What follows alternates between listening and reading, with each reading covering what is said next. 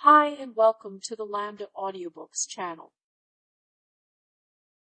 You're listening to the audiobook Frankenstein or the Modern Prometheus.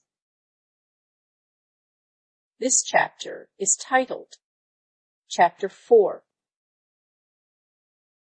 Beginning chapter. From this day natural philosophy, and particularly chemistry, in the most comprehensive sense of the term, became nearly my sole occupation. I read with ardor those works, so full of genius and discrimination, which modern enquirers have written on these subjects. I attended the lectures, and cultivated the acquaintance of the men of science of the university, and I found even in Krempe a great deal of sound sense and real information, combined, it is true, with a repulsive physiognomy and manners, but not on that account the less valuable. In Waldman I found a true friend. His gentleness was never tinged by dogmatism, and his instructions were given with an air of frankness and good nature that banished every idea of pedantry. In 1,000 ways he smoothed for me the path of knowledge, and made the most abstruse enquiries clear and facile to my apprehension. My application was at first fluctuating and uncertain. It gained strength as I proceeded, and soon became so ardent and eager that the stars often disappeared in the light of morning whilst I was yet engaged in my laboratory. As I applied so closely, it may be easily conceived that my progress was rapid. My ardor was indeed the astonishment of the students, and my proficiency that of the masters. Professor Krempe often asked me, with a sly smile, how Cornelius Agrippa went on, whilst Waldman expressed the most heartfelt exultation in my progress. 2 years passed in this manner, during which I paid no visit to Geneva, but was engaged, heart and soul, in the pursuit of some discoveries, which I hoped to make. None but those who have experienced them can conceive of the enticements of science. In other studies you go as far as others have gone before you, and there is nothing more to know. But in a scientific pursuit there is continual food for discovery and wonder.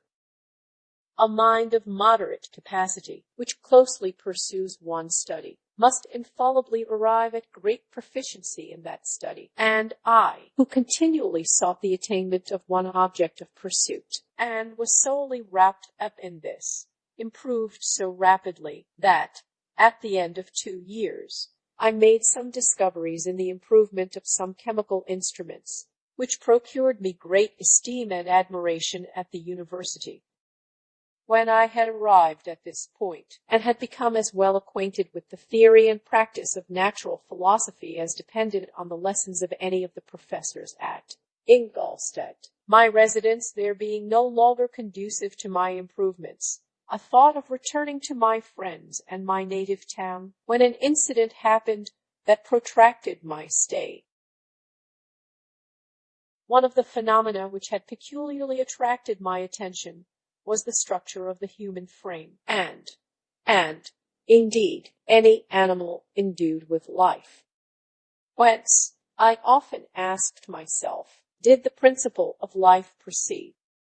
It was a bold question, and one which has ever been considered as a mystery. Yet with how many things are we upon the brink of becoming acquainted, if cowardice or carelessness did not restrain our enquiries.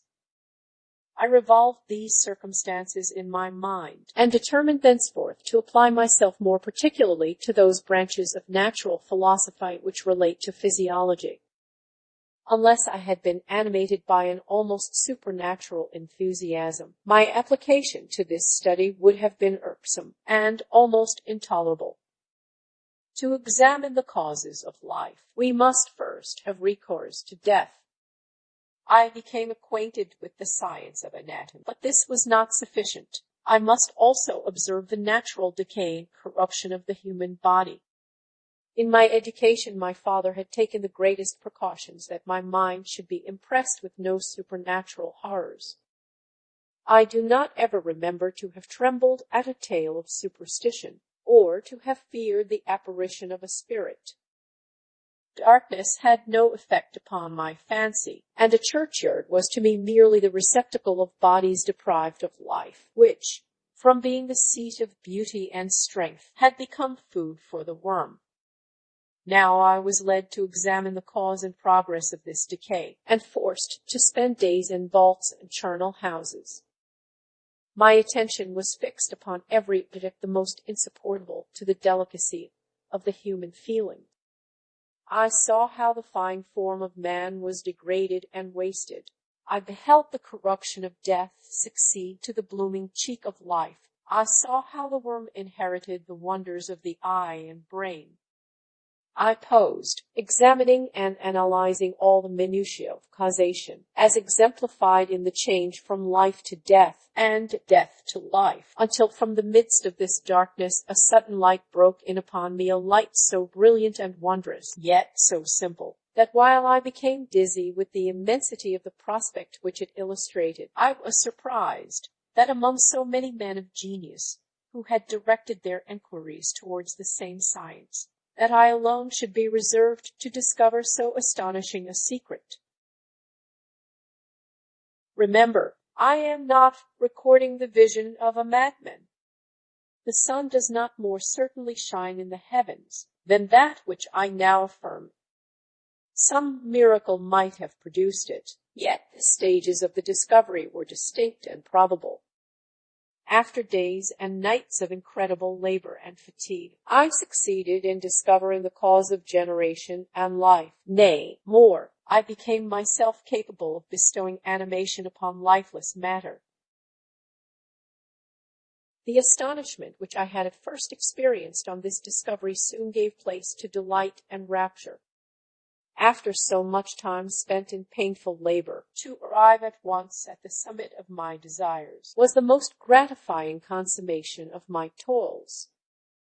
But this discovery was so great and overwhelming that all the steps by which I had been progressively led to it were obliterated, and I beheld only the result.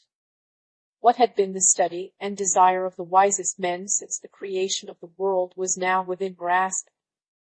Not that, like a magic scene, it all opened upon me at once. The information I had obtained was of a nature rather to direct my endeavors so soon as I should point them towards the object of my search, than to exhibit that object already accomplished. I was like the Arabian who had been buried with the dead and found a passage to life, aided only by one glimmering and seemingly ineffectual light. I see by your eagerness, and the wonder and hope which your eyes express, my friend, that you expect to be informed of the secret with which I am acquainted. That cannot be. Listen patiently until the end of my story, and you will easily perceive why I am reserved upon that subject. I will not lead you on, unguarded and ardent as I then was, to your destruction and infallible misery. Learn from me, if not by my precepts, at least by my example, how dangerous is the acquirement of knowledge, and how much happier that man is who believes his native town to be the world, than he who aspires to become greater than his nature will allow. When I found so astonishing a power placed within my hands, I hesitated a long time concerning the manner in which I should employ it. Although I possessed the capacity of bestowing animation, yet to prepare a frame for the reception of it, with all its intricacies of fibers, muscles, and veins, still remained a work of inconceivable difficulty and labor. I doubted at first whether I should attempt the creation of a being like myself, or one of simpler organization, but my imagination was too much exalted by my first success to permit me to doubt of my ability to give life to an animal as complex and wonderful as man. The materials at present within my command hardly appeared adequate to so arduous an undertaking, but I doubted not that I should ultimately succeed. I prepared myself for a multitude of reverses. My operations might be incessantly baffled, and at last my work be imperfect. Yet, when I considered the improvement which every day takes place in science and mechanics, I was encouraged to hope my present attempts would at least lay the foundations of future success. Nor could I consider the magnitude and complexity of my plan as any argument of its impracticability. It was with these feelings that I began the creation of a human being. As the minuteness of the parts formed a great hindrance to my speed, I resolved, contrary to my first intention, to make the being of a gigantic stature, that is to say, about 8 feet in height, and proportionably large. After having formed this determination, and having spent some months in successfully collecting and arranging my materials, I began. No one can conceive the variety of feelings which bore me onwards, like a hurricane, in the first enthusiasm of success. Life and death appeared to me ideal bounds, which I should first break through and pour a torrent of light into our dark world. A new species would bless me as its creator and source. Many happy and excellent natures would owe their being to me. No father could claim the gratitude of his child so completely as I should deserve theirs.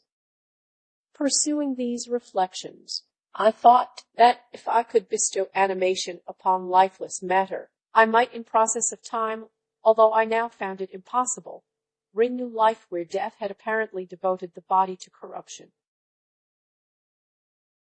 These thoughts supported my spirits, while I pursued my undertaking with unremitting ardor. My cheek had grown pale with study, and my person had become emaciated with confinement.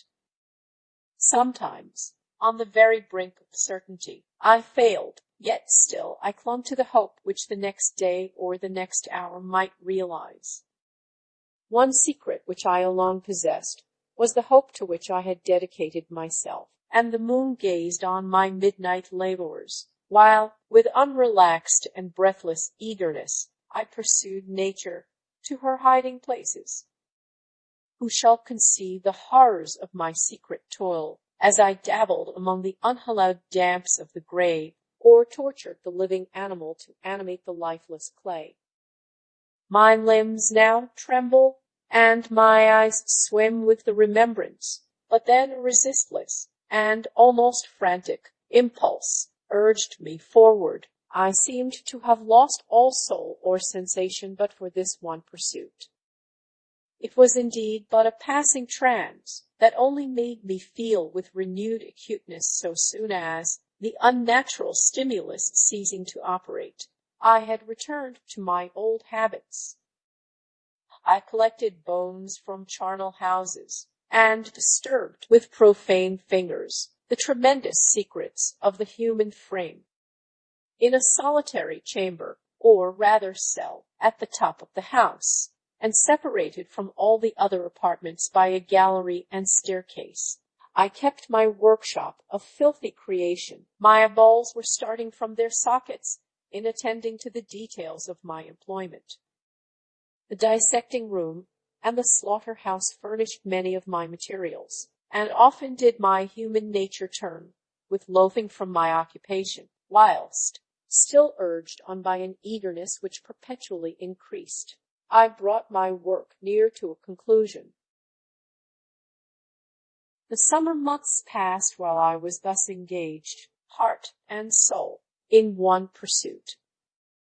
It was a most beautiful season. Never did the fields bestow a more plentiful harvest, or the vines yield a more luxuriant vintage. But my eyes were insensible to the charms of nature, and the same feelings which made me neglect the scenes around me caused me also to forget those friends who were so many miles absent, and whom I had not seen for so long a time.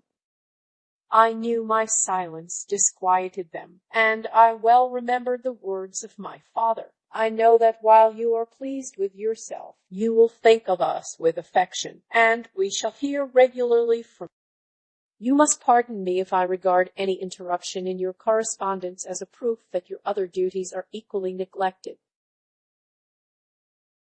I knew well, therefore, what would be my father's feelings, but I could not tear my thoughts from my employment, loathsome in itself, but which had taken an irresistible hold of my imagination. I wished, as it were, to procrastinate all that related to my feelings of affection until the great object, which swallowed up every habit of my nature, should be completed. I then thought that my father would be unjust if he ascribed my neglect to vice or faultiness on my part, but I am now convinced that he was justified in conceiving that I should not be altogether free from blame. A human being in perfection ought always to preserve a calm and peaceful mind, and never to allow passion or a transitory desire to disturb his tranquillity. I do not think that the pursuit of knowledge is an exception to this rule. If the study to which you apply yourself has a tendency to weaken your affections, and to destroy your taste for those simple pleasures in which no ally can possibly mix, then that study is certainly unlawful, that is to say, not befitting the human mind. If this rule were always observed, if no man allowed any pursuit whatsoever to interfere with the tranquillity of his domestic affections, Greece had not been enslaved. Caesar would have spared his country, America would have been discovered more gradually, and the empires of Mexico and Peru had not been destroyed. But I forget that I am moralizing in the most interesting part of my tale, and your looks remind me to proceed.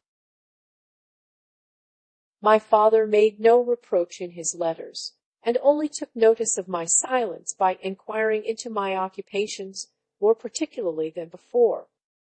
Winter.